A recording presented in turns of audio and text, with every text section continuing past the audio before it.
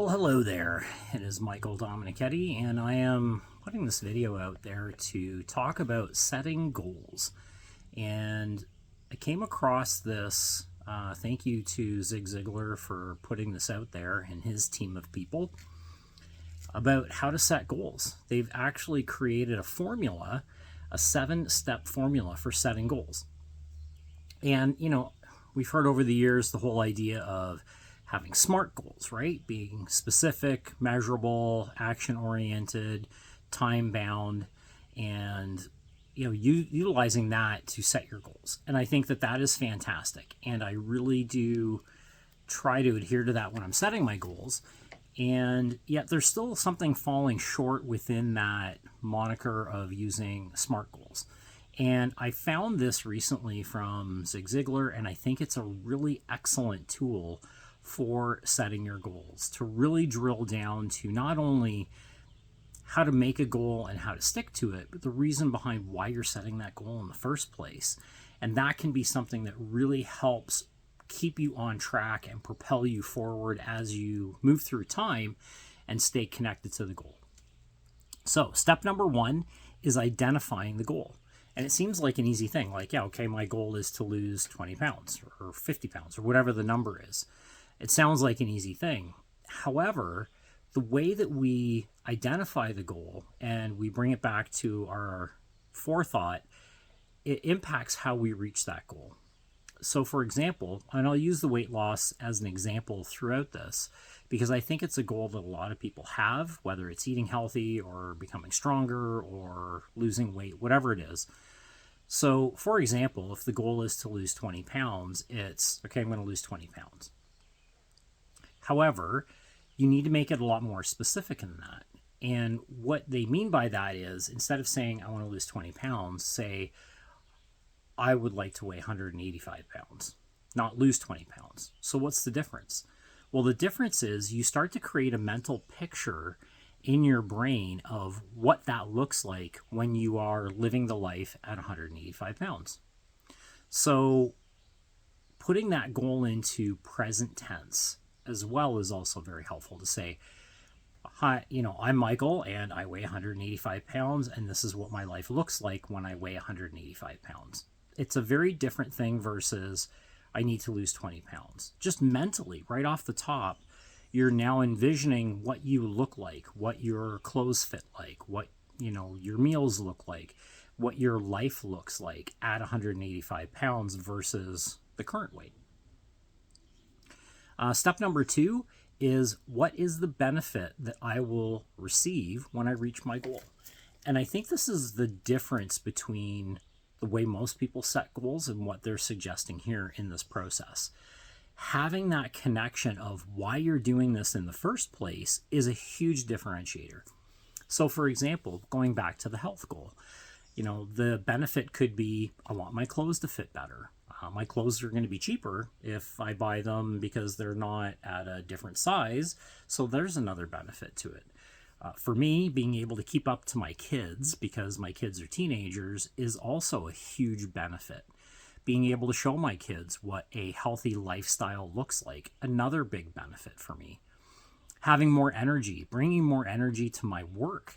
I could make more money by bringing more energy to my job because I can do my job longer throughout the day. Instead of working 6 or 7 hours, maybe I can work 10 or 12 hours.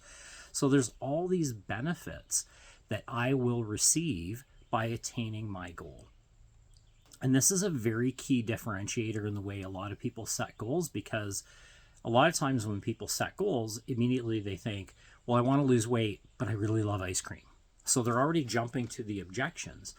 If you're setting a goal and you immediately jump into what's the benefit before you even think about the roadblocks, it's going to make it a lot easier for you moving down the road to say, I have this goal, this is the reason why I'm doing it. And then the objections, when they come, you can kind of deflect them a little bit easier because your benefit should be stronger than the objection, right? So when you say, my goal is to weigh 185 pounds and my benefit are all these really great things, maybe I'm going to skip the ice cream today. So that's the third step, is what are the objections that you're going to run into? Write them down. What are the roadblocks?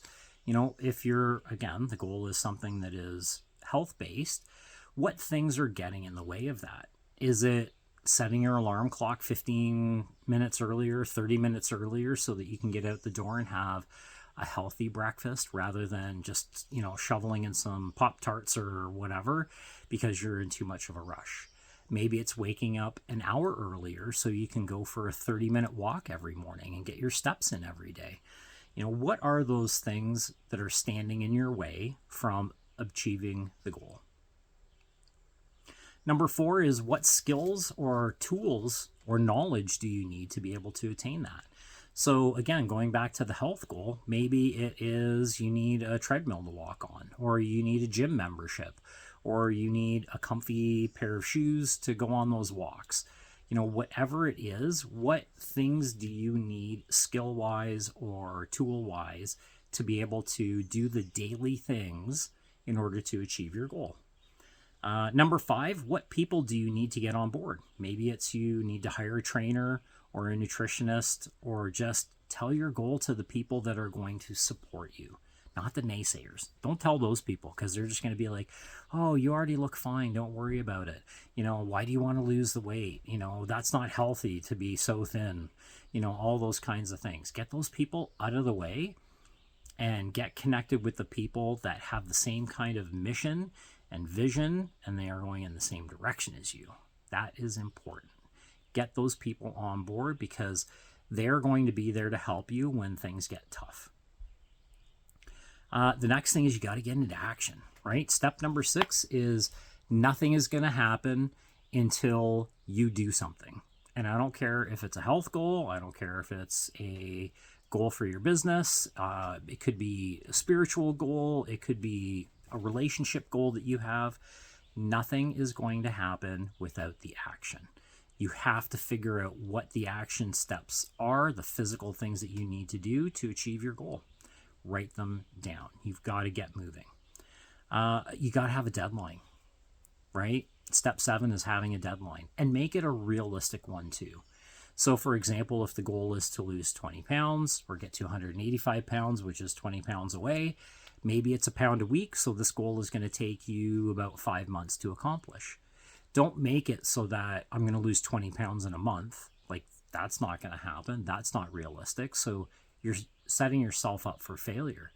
The other thing is, I'm going to lose 20 pounds someday or a year from now. And it's so far out that you don't even get started for the first 30 days, right? Make it so that it is something that is absolutely doable, but you got to get started today.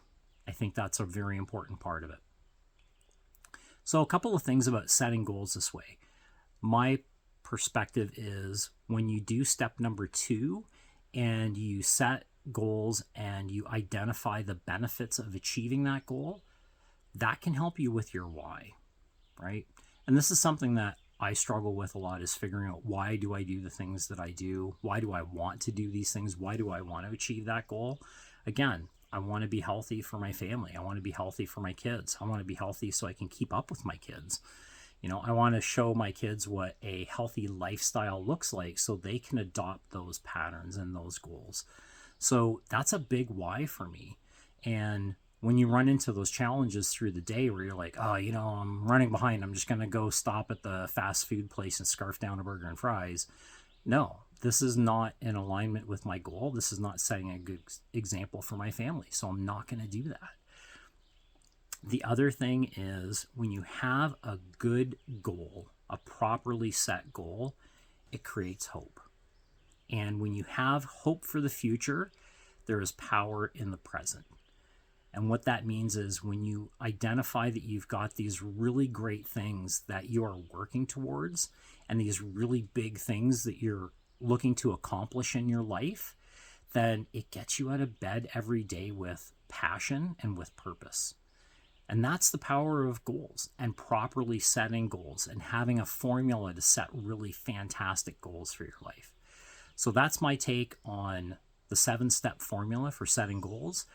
And I look forward to hearing your goal setting process and how this is impacting your life and the hope that you have for your future. So share with me your experiences, share with me your feedback, and I look forward to seeing you weeks and months down the road with some pretty awesome progress.